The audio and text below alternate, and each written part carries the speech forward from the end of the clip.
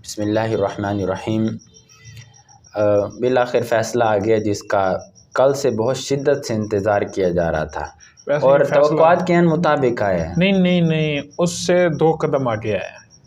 नहीं, ये तो नहीं था, बरअक्स तो नहीं आया ना। नहीं, बरअक्स नहीं आया। और मेरे ख्याल में सुप्रीम कोर्ट की तारीख में पहली बार ऐसा हुआ है कि एक तवक्कुआत के मुताबिक। नहीं, इससे पहले भी 1-2 फैसले इस तरह के आए हैं। आप इस तरह ना कहें, तारीख में, आज की तारीख में भी सुप्रीम कोर्ट का हम जिक्र करेंगे।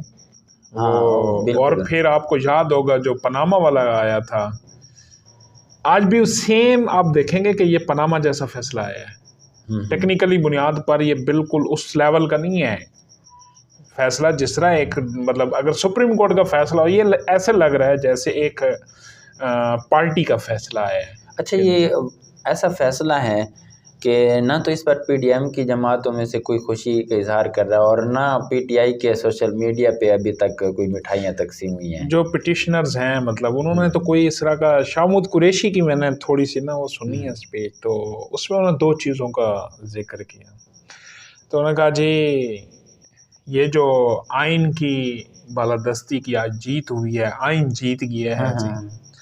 तो मैंने कहा कि आइन तो कह रहा है कि 90 रोज़ में इलेक्शन, अगर आइन की बात है तो ये तो कहीं बन रहा है जी 115 दिन बन रहे हैं जो ये फैसला है। हाँ जी। अगर ये इस बात पर जिद थी सुप्रीम कोर्ट की कि आइन 90 रोज़ में, तो फिर 90 रोज़ में कराते, फिर करा देते 20 अप्रैल को, ताकि 90 रोज़ के अंदर इलेक्शन हो। जब 90 रोज़ के अंदर नहीं हो रहे तो आइन तो टूट गया है। वो तो पहले का जो फैसला है ना 30 अप्रैल वाला, तो वो भी तो आइन के अंदर वाला फैसला नहीं है। मैं कह रहे वही मैं कह रहा कि अगर 90 दिन में आइन टूट रहा था तो आइन तो टूट चुके, आइन तो फिर, लेकिन अच्छा, वो आपकी इस बात से मुझे याद है कि शेख रशीद साहब कल प्रेस कॉन्फ्रेंस कर रहे थे, आपने भी देखा होगा कल, वो जो एक सीनियर मतीउल्लाह जहां साहब ने सवाल किया, उन्होंने कहा ना कि भैया आइन और कानून की फतह होगी, ये उसका दिन है।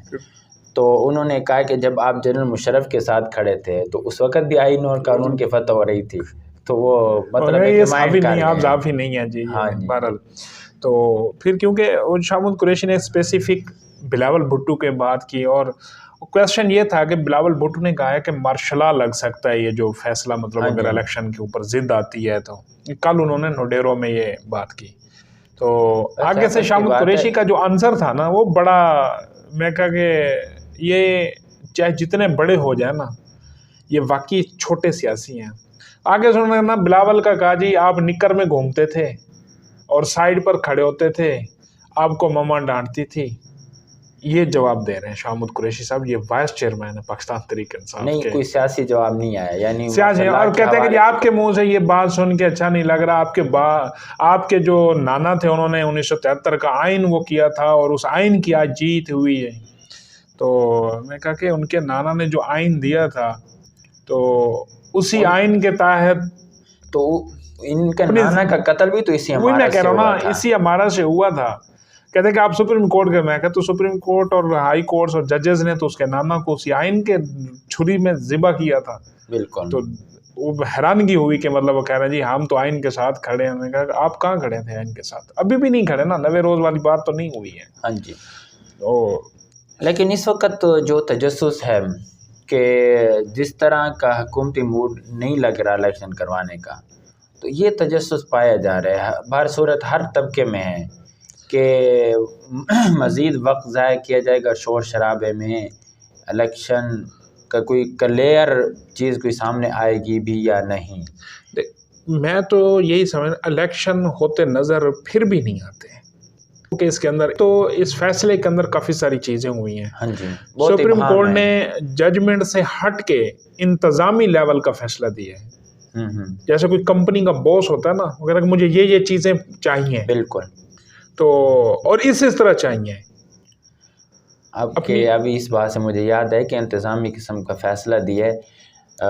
एंड पे मैं एक एजाज सैयद है सहाफ़ी, उन्होंने एक स्टोरी बयान की है कल के हवाले से, कल परसों की है, और उन्होंने इसको नाम दिया है भूटान की अदालत का। वो भी फिर मैं आपको बताऊंगा कि वो क्या स्टोरी है, वो इसी इंतज़ामी के साथ मिलती जुलती है। सही। बहरहाल ये एक इंतज़ामिया का फ़ैसला है कि जी मुझे इतने बंदे चाहिए। ये ऐसा लग रहा है जैसे इलेक्शन कमीशन नहीं है, चीफ जस्टिस उमर अता बंदियाल साहब चीफ इलेक्शन कमिश्नर हैं और वो इदारों को डायरेक्शंस दे रहे हैं कि मुझे ये बंदे दो, मैंने इलेक्शन कराना है। और बहरहाल अब अगर देखा जाएगा कि ये उसके बाद हुकूमत का क्या रद्द-ए-अमल आता है। नहीं तो हुकूमत जो वो बना रही है, तरमीम ला रही थी कौमी असेंबली में, जो सेनेट में भी पास हो चुका है। उससे क्योंकि मुश्तरका थी ना, हाँ जी, पास हो गया है। नहीं, बाद में सेनेट में अलग पेश हाँ जी, है ना, ये तो बड़ा उसमें भी बड़े हैरान ये है कि भारी अक्सरियत से पास हुई। मैं तो इस पर हैरान हो रहा हूँ। यानी पीटीआई के भी कुछ अरकान है, ज़ाहिर है, फिर उन्होंने भी हक में वोट दिया। अच्छा, वो जैसे ही लागू होता है, एक बात एक्सपेक्टेशंस जो की जा रही हैं लोगों की, ये मतलब नज़र है इस बात पर, वो कहते हैं कि जैसे ये फैसला अब 14 दिन के अंदर वो साइन होना है और ये 14 दिन मतलब हो जाएंगे 20 से पहले। हाँ जी, तो उससे क्या होगा कि अगर सदर साहब साइन नहीं भी करते तो वो, क्योंकि मुश्तरका पार्लियामेंट से बिल गया था, मुश्तरका इजलास में फिर मुश्तरका में आ सकता है, तो नहीं, वो ऑटोमेटिकली अप्रूव हो जाएगा, लागू हो जाएगा। उस लागू होने के बाद वफाकी गवर्नमेंट दोबारा पिटीशन दायर करेगी, रिव्यू पिटीशन नजर सानी की। अब नजर सानी की समात कौन करेगा? वो बेंच तश्कील पाएगा उस दरखास्त। अच्छा, ये बिल तो सोमोटो के हवाले से नहीं है, सोमोटो का भी है, और उसमें दो चीज़ें हैं। एक तो यह है कि अगर चीफ जस्टिस सोमोटो लेना चाहेगा तो पहले वो 3 रुकनी कमेटी फैसला करेगी जिसमें 3 सीनियर जजेस होंगे। हाँ जी, बिल्कुल। इसी तरह जो बेंच बनेगा वो भी सीनियर जजेस फैसला करेंगे 3। अच्छा, यानी बेंच भी चीफ जस्टिस अपनी मर्जी से नहीं, बनेगा। वो जैसे मंसूर अली खान वाली बात है कि वन मैन शो फिर नहीं होगा। 1 मैन शो। तो अब यहाँ पर ये होगा कि अब सीनियर 3 जो जजेस हैं उसमें जस्टिस फायज ईसा साहब मोस्ट सीनियर जज हैं चीफ जस्टिस के बाद, वो भी उसमें बैठेंगे मुशावरत में। तो यहाँ आपको अब क्लियर नज़र आ रहा होगा कि आगे क्या गेम पड़ने वाली है। इस गेम की तौक़ुआत हैं या ऐसी पड़ेगी जिसे हम कह रहे हैं? अगर टेक्निकली जाए, मतलब स्मूथ वे में अगर हुकूमत जाती है तो वो इस तरह जाएगी। इसके अलावा ये है कि वो कहते हैं नहीं कराते हैं। हाँ, जिस तरह इमरान खान ने चढ़ाई की है कोर्ट्स के, मैं नहीं आता, मुझे जमानत, तो ये तो अब पीडीएम भी इस तरह कर दे, तो बात भी ये है कि हमें वो सुलझती हुई बात नज़र नहीं आती। अच्छा, इदारों को उन्होंने डायरेक्शंस की है ना सुप्रीम कोर्ट ने, सेक्रेटरी दिफा, कि जी हमें सिक्योरिटी प्लान चाहिए। तो आगे से सिक्योरिटी जो इदारे हैं वो कहते हैं नहीं आते, हम हमारे पास इतनी उसमें हम नहीं कर सकते, कैपेसिटी है नहीं ना। पंजाब में 3 लाख आपकी चाहिए। कल सुप्रीम कोर्ट ने कहा था कि आप रजाकार या इसी तरह एयरफोर्स, यानी जिनका काम ही नहीं है, जिनको इस चीज़ का तजर्बा भी नहीं है, उनको ट्रेनिंग। आर्मी का तो हम जानते हैं ना 75 साल तजर्बा है। हाँ जी, वो पब्लिक में माशाल्लाह से उनका काफ़ी असर रसूख है। हाँ जी, असर रसूख भी है, तजर्बा भी है, पब्लिक डीलिंग भी उनकी है, तो इनकी तो नहीं है। अच्छा, फिर अगर बिलफर्ज है भी सही, मान भी लेते हैं इनको, आप वो कर देते हैं, तो इनकी इतनी तो 3 लाख तो एयरफोर्स की तो बनती नहीं, आप दोनों की मिलाएं तो नहीं बनती। एक और चीज़ है, केपीके के इलेक्शन की तारीख का ऐलान नहीं हुआ है, वो दोबारा समात है। अच्छा, अब जो उन्होंने लिखा, जो अभी बात आ रही है हमने जगह, वो कह रहे हैं जी कि सदर साहब का जो हुक्म है वो, क्योंकि सदर ने तारीख दी है तो इलेक्शन कमीशन उस तारीख को चेंज नहीं कर सकता। केपीके में सुप्रीम कोर्ट ने कहा था कि गवर्नर देगा तारीख, अब गवर्नर ने तो वहाँ तारीख दी है 8 अक्टूबर की। ये भी एक बड़ा दिलचस्प गेम पड़ेगी कि वहाँ फिर गवर्नर की तारीख को क्यों चेंज करेंगे। नहीं, ये बात आप फिर टेक्निकली वो बात कर रहे हैं ना, लेकिन अभी तक जो सुप्रीम कोर्ट में कार्रवाई हुई है वो कितनी टेक्निकली थी, ये भी तो आपने जांच लिया है ना। ये तो अभी यानी कि इरफान कादिर साहब इतराज़ कर रहे हैं कि ये जस्टिस एजाजुल हसन साहब पहले नहीं थे, तो फिर क्यों, किस बुनियाद पर आपने इनको दोबारा वापस बुला लिया बेंच में? तो चीफ जस्टिस साहब ने कहा कि मैं आपको जवाब नहीं दे सकता, जवाब देने का पाबंद नहीं। उन्होंने कहा भी आप कौम को जवाब देंगे, तो अब देखे ना, जवाब नहीं, उन्होंने कहा मैं नहीं बताता, सीधी से जवाब है मैं ना मानूं। अब इसका कोई हल तो नहीं है ना। अच्छा, दूसरा मैंने इसको कहा था कि ये पनामा जैसा फैसला है।